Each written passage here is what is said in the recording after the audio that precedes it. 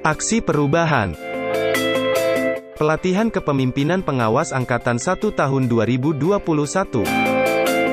Pusat Pengembangan Sumber Daya Manusia. Kementerian Agraria dan Tata Ruang Badan Pertanahan Nasional. Kota Madiun, merupakan bagian dari wilayah Provinsi Jawa Timur bagian Barat, yang terletak di dataran rendah antara 111 derajat 29 menit 45 detik bujur timur, dan 7 derajat 35 menit 45 detik lintang selatan. Letak geografis Kota Madiun sangat strategis, karena terletak pada simpul jaringan jalan regional yang menghubungkan daerah-daerah di Jawa Timur dengan daerah-daerah di Jawa Tengah dan khususnya menghubungkan Kota Madiun dengan kota-kota besar lainnya. Luas wilayah Kota Madiun adalah 33,23 km persegi. Jumlah bidang tanah terdaftar adalah 64.428 bidang tanah dengan kualitas data sebesar 96,83%. Jumlah lahan sawah pada tahun 2017 sebesar 1.135,04 hektar, sedangkan pada tahun 2020 sebesar 1.104,18 hektar. Alih fungsi lahan sawah menjadi non-pertanian, telah terjadi dari waktu ke waktu, dan merupakan hal yang tidak bisa dihindarkan dalam pelaksanaan pembangunan. Terjadinya alih fungsi lahan sawah di suatu wilayah, dipengaruhi oleh rencana tata ruang wilayah, kebijakan arah pembangunan dan mekanisme pasar. Karena luas tanah tidak bertambah, maka yang terjadi adalah perubahan proporsi penggunaan tanah dari yang sebelumnya adalah tanah pertanian menjadi non-pertanian. Perubahan tersebut terjadi karena dua hal. Pertama, perubahan yang terencana berdasarkan rencana tata ruang wilayah. Misal, proyek strategis nasional seperti pembangunan jalan tol, bandara, waduk, pelabuhan dan lainnya. Kedua, perubahan yang tidak direncanakan, seperti pembangunan oleh masyarakat atau badan hukum dalam rangka investasi baik penanaman modal asing, maupun penanaman modal dalam negeri. Pengendalian alih fungsi lahan sawah, memerlukan basis data yang terbaru, yang dapat digunakan sebagai acuan. Salah satu basis data yang diperlukan adalah peta dasar pertanahan. Permasalahan yang terdapat di Kantor Pertanahan Kota Madiun, yaitu, belum tersedianya peta dasar pertanahan terbaru. Peta dasar pertanahan pada Kantor Pertanahan Kota Madiun masih menggunakan data lama yaitu peta dasar pertanahan tahun 2015. Berdasarkan Peraturan Menteri Agraria dan Tata Ruang, Kepala Badan Pertanahan Nasional Nomor 21, Tahun 2019, tentang Peta Dasar Pertanahan. Peta Dasar Pertanahan, dapat dibuat dengan 4 metode, yaitu 1. Survei terrestris. 2. Pemotretan udara baik menggunakan pesawat berawak atau menggunakan pesawat udara nirawak atau PUNA. 3. Penyelenggaraan citra satelit resolusi tinggi. Dan 4. Survei informasi dasar. Dalam perencanaan pembuatan peta dasar pertanahan tahun 2021 ini, menggunakan pesawat udara nirawak dan dilengkapi dengan informasi dasar yang sudah ada. Lokus perubahan, mengambil wilayah Kota Madiun, dengan sampel pada Kelurahan Ngegong, Kecamatan Mangunharjo, dan dilanjutkan pada seluruh kelurahan yang ada pada Kota Madiun. Sehubungan dengan kondisi yang demikian, maka penulis tertarik untuk dapat mengangkat permasalahan dengan judul mengenai pembuatan peta dasar pertanahan sebagai dasar dalam kegiatan pengendalian lahan sawah pada Kantor Pertanahan Kota Madiun, sebagai aksi perubahan. Untuk mendapatkan data yang valid mengenai lahan baku sawah, dibutuhkan citra atau peta foto terbaru.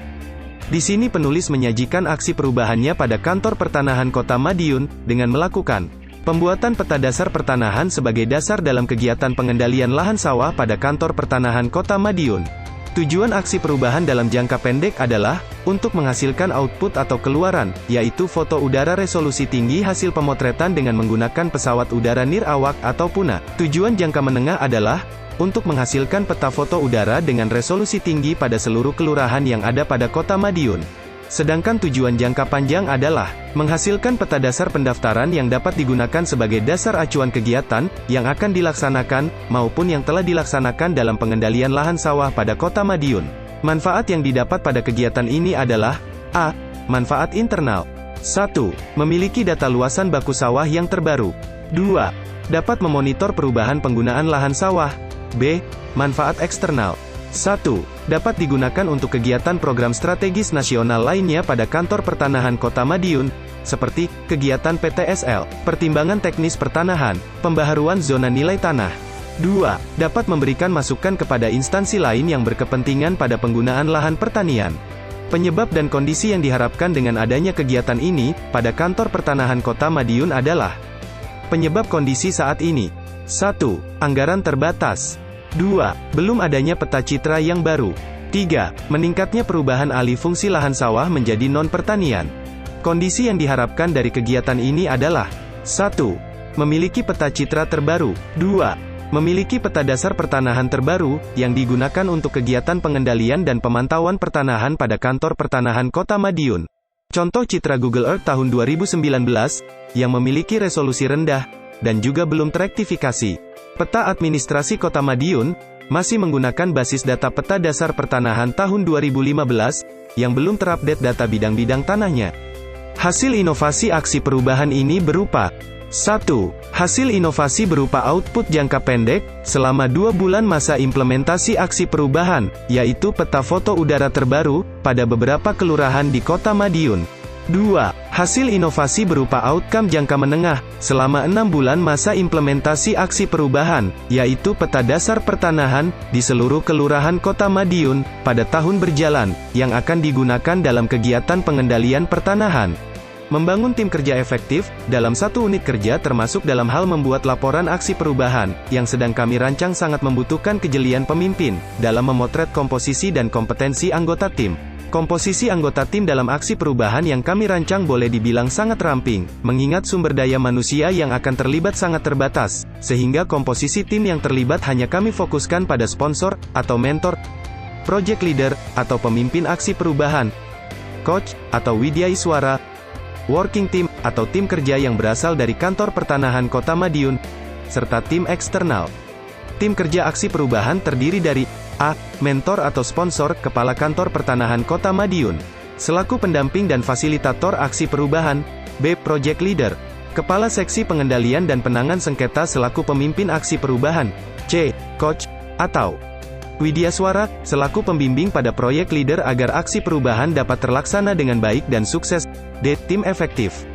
Tim efektif terdiri dari 4 orang yang bertugas sebagai tim yang melaksanakan aksi perubahan sesuai jadwal yang telah disusun dan dipimpin oleh project leader. Tim inti ini terdiri dari koordinator substansi pengendalian, staf ASN, dan konsultan pihak ketiga. Tahapan kegiatan implementasi aksi perubahan. Tahapan kegiatan terdiri dari: pertama, persiapan yang terdiri dari 1. Melapor ke mentor. 2. Rapat pembentukan tim aksi perubahan. 3. Pembuatan SK tim aksi perubahan. 4. Rapat tim efektif, pembagian tugas dan perencanaan. Kedua, pelaksanaan yang terdiri dari 1. Koordinasi stakeholder internal. 2. Perencanaan dan persiapan kegiatan. 3. Pelaksanaan kegiatan lapang. 4. Pengolahan dan analisis data.